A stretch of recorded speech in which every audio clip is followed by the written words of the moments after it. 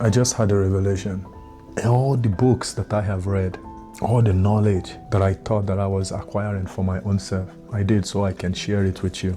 I read all those books so you don't have to read it. All the spiritual experiences that I have gone through, it wasn't so that I keep it to myself.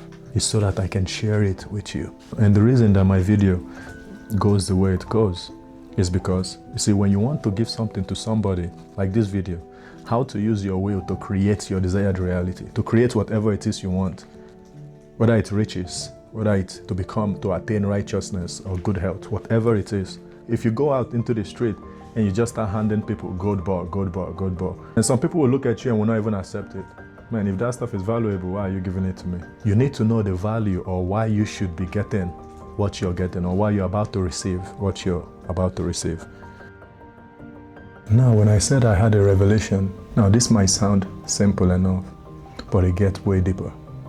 If you have ever made somebody do something out of fear, in a way, what you essentially did was you bent their will.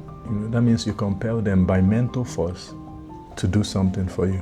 I want you to stay away from the other side of how not to use your will. But before we talk about how to use your will to create anything, your will is your capacity to choose. It is where you choose or desire a perceived good. Your will is not your intellect. You see, when you talk about intellect, you're talking about your mind's power to know.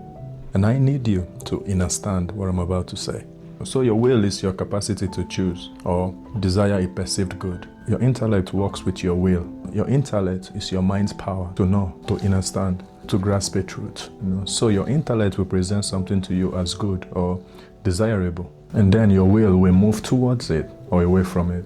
And your will's movement towards or away from something that is desirable is what we call choice. And this is how your will works. It's what's behind you choosing to go towards something, to say something, to express yourself in any kind of way, or to go away from that stuff. And this is how your will is supposed to work. And so before you can use your will to create anything, never try to apply your will on anything outside of yourself.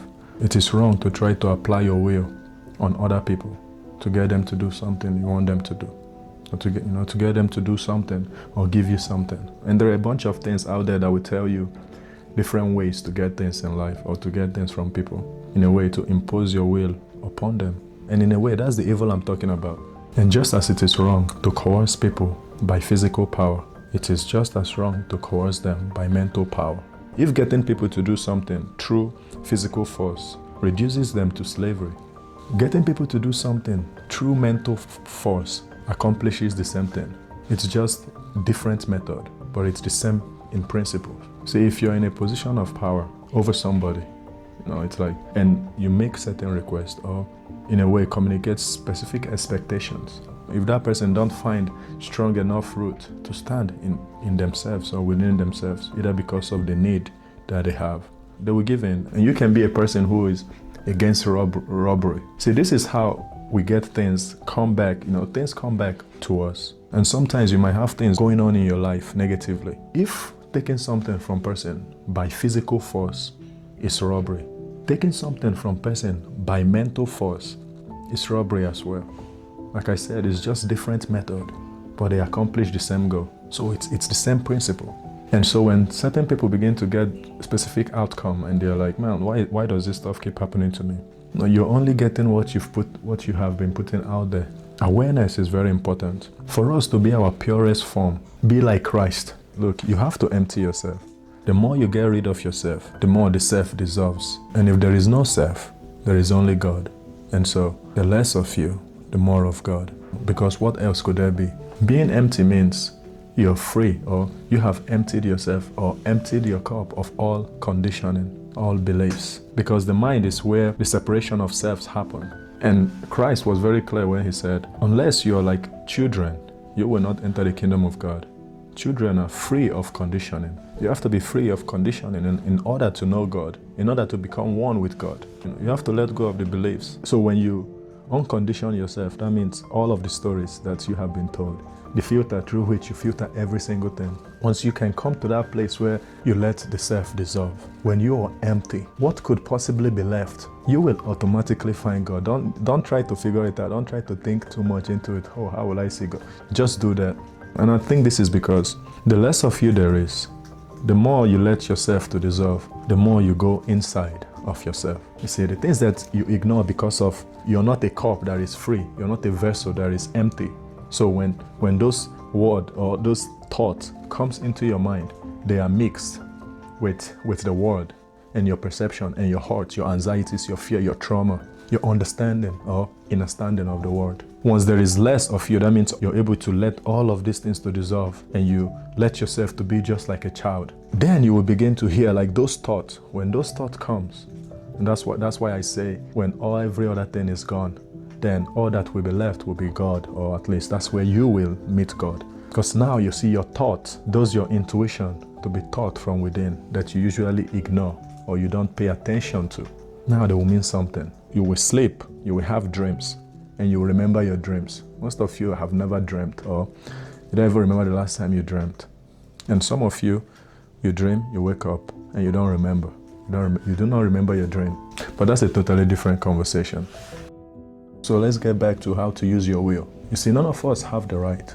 You have no right to use your willpower upon another person, even for their own good. Man, you see this, people will do something or make decisions for somebody else and say, oh, I'm doing this because I love her. I'm doing this because I love them. But when you try to use your willpower upon other people and you're saying it's for their own good, you see, now you're taking the place of God, not even God, because even God himself will not impose his will on you, for he is the one who gives free will. And you can do nothing for anybody's good because you do not know what is for their own good. And what you should be focused on doing is what is for your own good. Not in reference to, imposing your will on other people to get them to do what you think is for their own good, but in reality, you're actually doing it to benefit you. In order to use your will to create any kind of reality you want, you do not have to apply force or power to any other person other than yourself. Once you attempt to use your will upon other people, you defeat the very purpose. You defeat the very purpose of how your will is supposed to function. You don't need to apply your will to things in order to compel them to come to you. That will be like trying to coerce God. You might as well try to use your will to make the sun rise. No, that's not how you do it.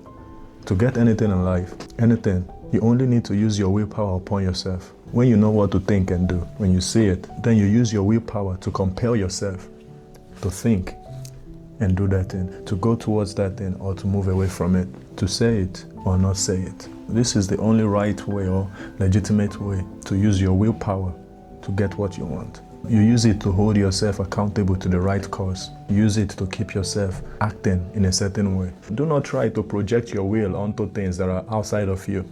Keep your mind at home. It's more useful there than anywhere you project it on. Use your mind to create, to visualize what you want. And then you use your will to keep your mind working the right way. So you use your will upon yourself to act in a certain way. Use your mind to form a clear mental image of what you want. Visualize it, see it, engage your mind. And when that is done, now you use your will to keep your mind walking in the right way. And so you have to use your mind to form mental image of what you want. And so your will is what will determine what your mind focuses on. So anything that you want to create, you focus your mind on that thing. If it is riches, do not study poverty. You see, things are not brought into being by thinking on their opposite. You see, you don't get health. You don't attain health by thinking or studying about diseases. You don't become righteous by focusing, thinking, always talking about sin. Whatever is good, whatever is noble, on these things, meditate. Think on those things that are only good. That's why